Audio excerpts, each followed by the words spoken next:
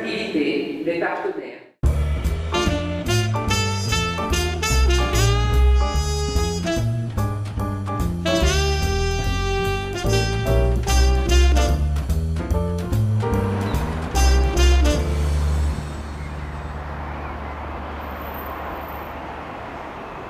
I can say that, or the partner, the British partner? Yeah, Great Britain, okay. So I'm really pleased to be part of the English team. Me and my colleague Martin Dewey are the staff on the English side, so it's Martin there. And we work together at King's College London. We're here with a wonderful group of teachers who work in different language teaching contexts. Some teach English to adults in London, others are teaching modern languages, French, German or Spanish in secondary schools. So the workshop I'm going to lead tomorrow, I don't want to say too much before the people do it, but I'm going to ask people to draw in a body shape, in a silhouette, their language learning history in a way, what I call their repertoire of language learning. Now the reason I'm doing that, they will use different colours and complete different parts of the body and see which the different languages that they know, even if they only know a small part of the language or a few words of the language, maybe it's a part of a foot or a hand or something. So the idea of that is that they will be able to describe afterwards how languages, in their lives, they imagine languages in their body. Because often we think of languages as something in our head. And I really want to emphasise by doing this activity that languages are something lived in the body. It's a different way of telling a language learning autobiography without words.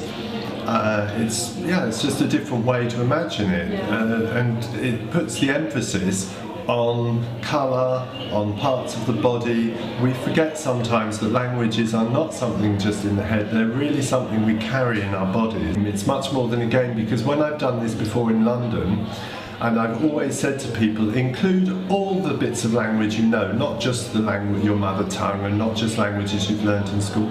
So they might include, if they've been to Greece, for example, they may not know much Greece, they've learnt a few phrases, but they've got good memories of the place and the people that they've met. That's the important thing. So they've made some personal contacts with people, so it's really on that affective level. And they forget that. If you ask somebody to write their story, often they'll talk about school or university or where they've lived, but they forget those small little encounters that you have with people, which are part of the plurilingualism which we try and promote, I guess. Donc, pour ceux qui ne me connaissent pas, je suis Nicole Blondeau de l'Université de Paris 8. Je suis là avec tout le staff, donc Feroja, Radija, Agnieszka, Monique et Warid, Madani, avec lesquels nous travaillons, toutes les femmes aussi, Zinem,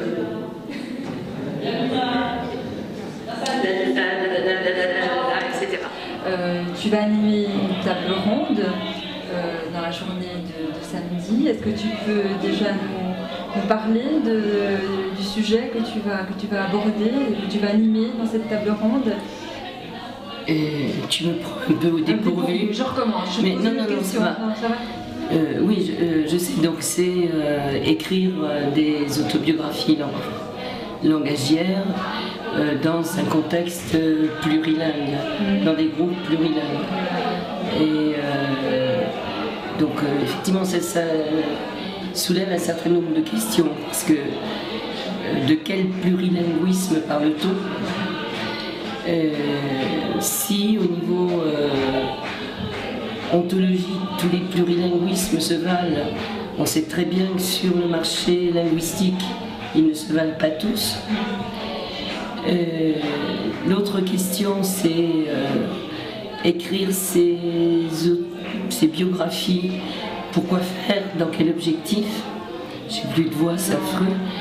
Et moi, la question qui me taraude, c'est est-ce que cette ouverture au plurilinguisme, à la diversité linguistique, permet une ouverture à la diversité existentielle.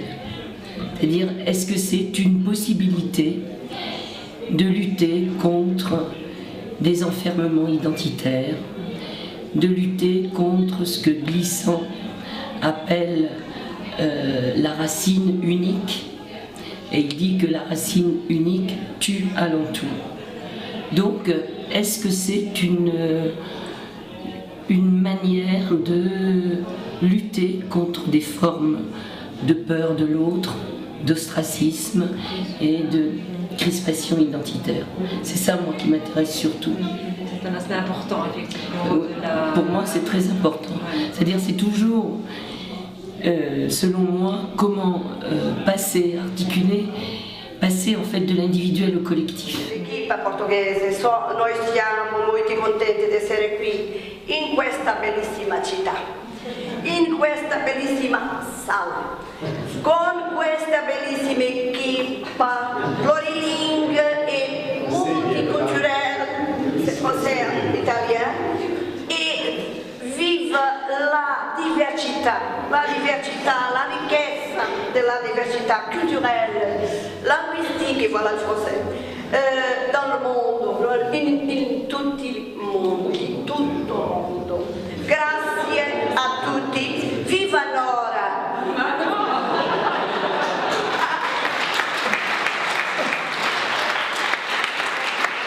Thank you all, yes, and especially Nora, who is the heart of all the projects, yes, and because she made all these things possible to us. But at the same time, I would like to thank to all the Italian team who welcomed us with their open hearts and with so much warmth in their heart. We are coming from Romania, where it was quite a bad weather, very, very cold. And thank you for welcoming us here with so much warmth from your hearts and from the weather outside. Zapomniałam z tego wszystkiego powiedzieć coś po polsku, więc jestem teraz tu i mówię po polsku. Witam wszystkich bardzo serdecznie, bardzo się cieszę, że jesteśmy tutaj i bawmy się dobrze. Bonjour, d'abord je voulais dire une chose, c'est un grand hasard, mais aujourd'hui c'est la journée internationale des langues maternelles. Today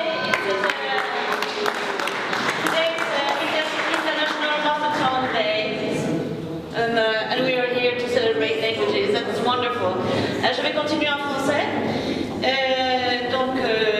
Nous sommes de Suède, mais peu de Suédois, nous sommes 8 personnes, dont 3 Suédois. Notre équipe est composée de 2 professeurs de langue maternelle qui aident les élèves nouvellement arrivés en Suède, donc Tamar et Salah. Allora, domani, venerdì, ci sarà questo laboratorio che si chiama Giochiamo con le lingue. È un laboratorio che faccio insieme a Franca. Franca curerà di più l'apporto della mimica, della corporeità, dei gesti, io di più quello linguistico, ma l'abbiamo preparato assieme, l'abbiamo anche mescolato per riuscire a fare un laboratorio unico che non avesse delle parti separate. Il tentativo è quello di vedere le differenze tra le lingue, ma anche gli scambi, anche la possibilità di incontro e di incrocio tra le lingue. Utilizzerò per esempio parecchie espressioni idiomatiche, modi di dire che nelle lingue hanno delle traduzioni diversissime. Mi ha divertito molto per esempio scoprire che la nostra espressione fare un bidone o fare un pacco, in francese si dice poser un lapin, cioè appoggiare un coniglio, posare un coniglio. E quindi il tentativo è quello di vedere l'unicità delle lingue, la babelica differenza che c'è tra le lingue e nello stesso tempo giocare con le possibilità di incontro e di scambio. Il 21 febbraio facciamo questo laboratorio Giquedio dal titolo Giochiamo con le lingue, sulla lingua, l'autobiografia, ma anche sull'espressività corporea. Molto importante l'espressività corporea in rapporto alla lingua. Questo workshop è stato studiato, questo atelier è stato proprio studiato insieme per fare in modo che si unisse unisse il discorso della postura, del gesto e della lingua, appunto, sia nei giochi linguistici sia nel discorso della prossemica e delle distanze che ci sono tra le persone. Distanze che a volte sono distanze di tipo culturale, ma molte volte sono distanze spaziali che dipendono anche dal nostro rapporto con l'altro. Altra cosa molto importante, ad esempio, è la gestualità, come dicevo prima, perché abbiamo capito che se io dico così, che da noi chiaramente vuol dire sei matto, in francese dicono così sei matto, oppure così noi diciamo è buono, e allora a questo punto qualcuno può domandarsi se è davvero buono o quanto è matto, per cui capite che a questo punto sarà un workshop interessantissimo.